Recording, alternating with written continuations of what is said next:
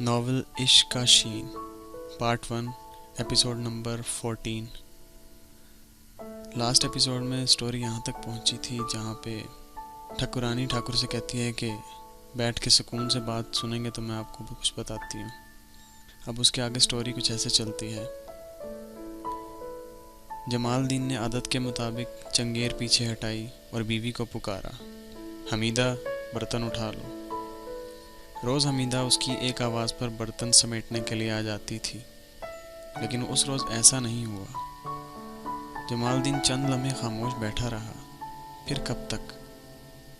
جھوٹے برتن پھیلے ہوئے اسے بہت ہی برے لگ رہے تھے، وہ انہیں برداشت ہی نہیں کر سکتا تھا۔ پھر اسے چلم کی طلب بھی ہو رہی تھی۔ جب تک وہ دو کش نہ لگا لیتا اس کا ناشتہ مکمل نہیں ہوتا۔ اس نے پھر آواز لگائی، حمیدہ، او بھائی حمیدہ، کہاں ہو؟ یہ برتن اٹھا لو۔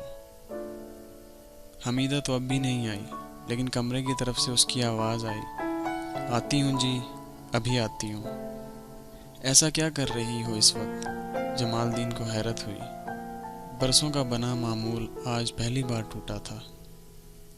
ایک لمحے جھجکتی سی خاموشی رہی، پھر حمیدہ نے پکارا، وصال کو ناشتہ کروا رہی ہوں جی، ابھی آتی ہوں۔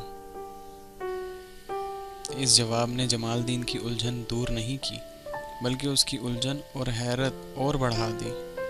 حمیدہ بڑی اچھی عورت تھی اور بڑی اچھی بیوی تھی، عقل مند، محبت کرنے والی، خیال رکھنے والی۔ 6 سال بعد اللہ نے انہیں اولاد سے نوازا تھا۔ اتنے عرصے کے بعد اولاد ہو تو عورتیں ان کے لیے پاگل ہو جاتی ہیں، مگر حمیدہ ایسی نہیں تھی۔ اس کا اصول تھا کہ بچہ شوہر سے ہے، نہ کہ شوہر بچے سے۔ چنانچہ وہ ہر معاملے میں شوہر کو بچے پر فوقیت دیتی تھی۔ پہلے اس کی ضرورت پوری کرتی، پھر بچے کی فکر کرتی۔ صبح بھی یہی ہوتا تھا۔ جمال الدین اور بچہ دونوں ایک ہی وقت اٹھتے تھے۔ حمیدہ ان دونوں سے پہلے اٹھتی تھی۔ سب سے پہلے وہ بچے کو صاف ستھرا کرتی، اس کے کپڑے بدلا دیتی، یہ اس لیے کہ وہ خود ہاتھ منہ نہیں دھو سکتا تھا۔ پھر وہ خود ہاتھ منہ دھوتی اور ناشتہ بنا لیتی۔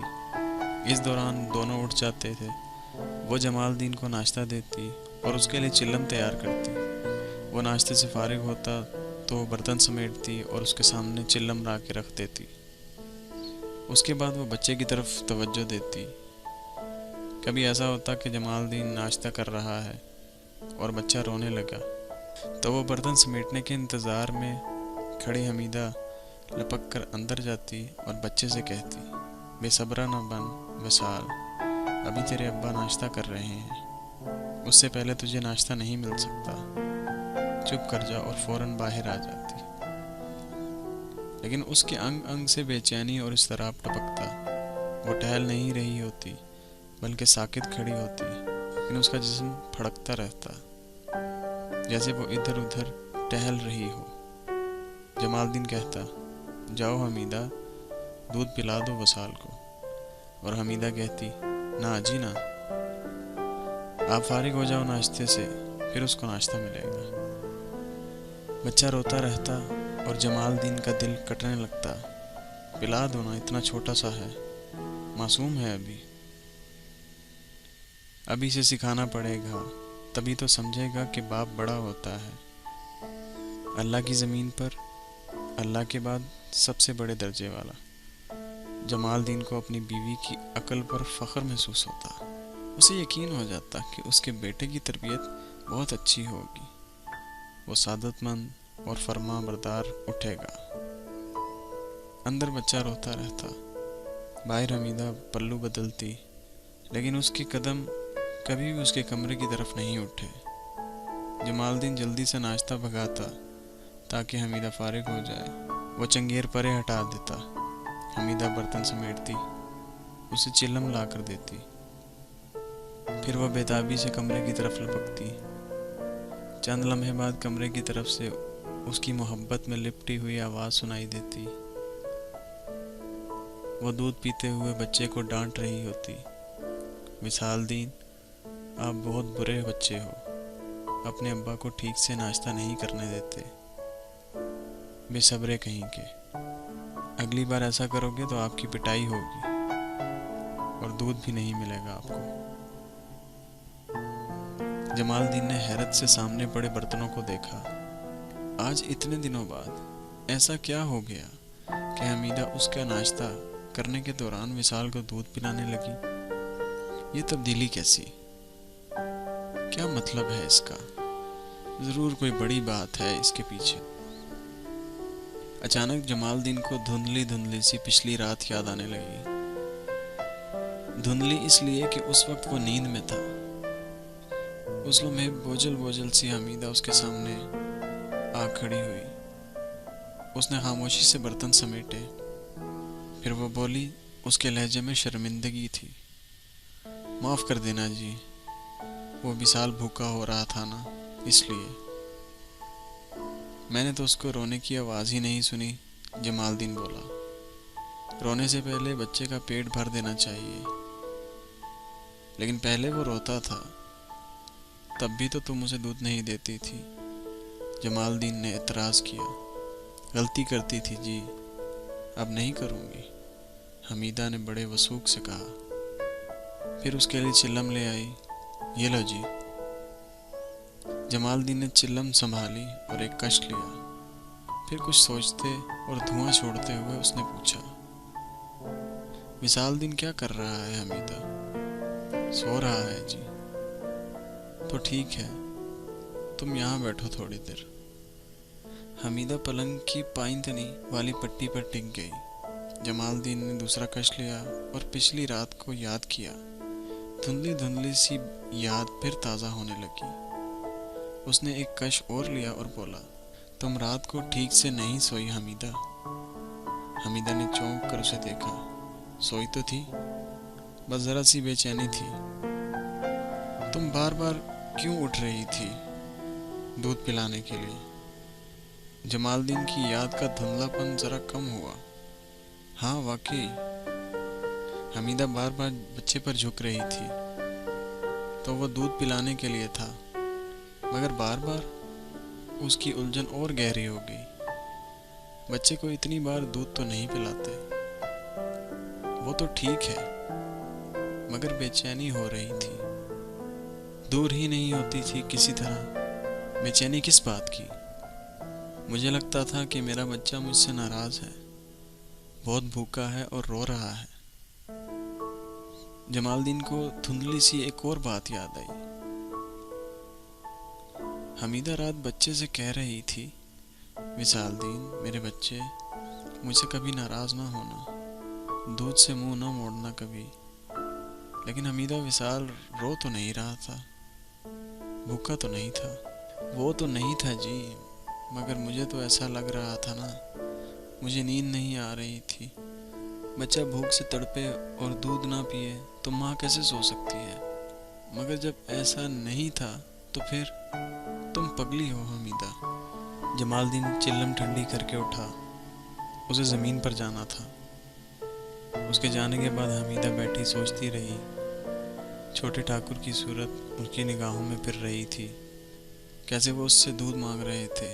कैसी अजीब बात है। मुझी से क्यों, अपनी माँ से क्यों नहीं? और उससे भी ज़्यादा अजीब बात यह है कि उस लम्हे मैं जैसे सचमुच में उसकी माँ बन गई और वो मेरी औलाद बन गए। तभी तो रात भर बेचैनी रही। और छोटे ठाकुर ने उसे छूने के बाद शहद भी नहीं लिया था। तो अब क्या होगा? क्या वो भूखे होंगे, रात भर भूखे रहे होंगे? मगर नहीं, ये कैसे हो सकता है? नन्ही सी जान इतना तो बर्दाश्त नहीं कर सकती। छोटा सा बच्चा इतनी जिद नहीं कर सकता। मगर उसकी बेचैनी उसे कुछ और ही बता रही थी। और ये कैसा ताल्लुक था कि एक अजनबी नौज़ायदा बच्चा उसकी गोद में आया, नन्हा बेजुबान बच्चा, और उससे दूध मांगने लगा। और वो यूं तड़प गई जैसे सचमुच में वो उसकी माँ हो, जबकि ये बेहद खतरनाक ताल्लुक था। कहाँ ठाकुर, गांव का मालिक, और कहाँ वो, उनकी रियाया।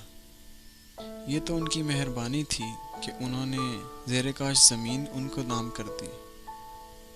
اور پھر سب سے بڑا فرق مذہب کا تھا۔ لیکن تعلق جڑتا ہے تو یہ سب سوچنے کی مہلت کہاں ملتی ہے۔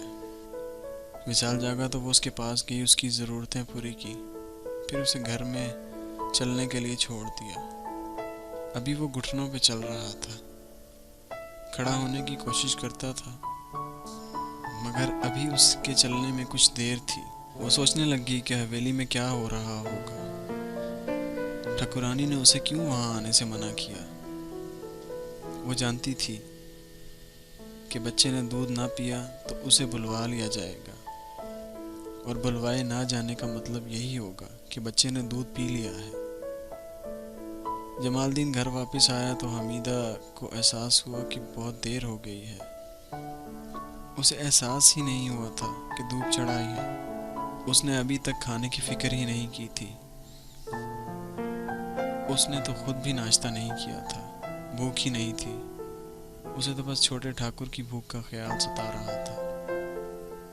وہ باورچی خانے میں گئی، تھالی میں دال اور چاول نکالے۔ دوپہر ہونے کو آئی تھی اور حویلی سے اس کا بلاوا نہیں آیا تھا۔ اس کا مطلب تھا اپنی مایوسی نے اسے خود ہی حیران کر دیا۔ اسے احساس ہوا کہ اب زندگی کی سب سے بڑی خوشی اس کے لیے چھوٹے ٹھاکر کو دودھ پلانا ہے۔ بظاہر وہ مایوس تھی، لیکن شاید اندر اسے کچھ اور یقین تھا۔ دال چاول چنتے چنتے اٹھ کر دروازے پر جاتی کہ کہیں بلاوا تو نہیں آ گیا۔ ہر بار وہ تھکے قدموں سے باورچی خانے میں واپس آ جاتی۔ آخر اس نے دال چاول پکنے کے لیے چڑھا دیے۔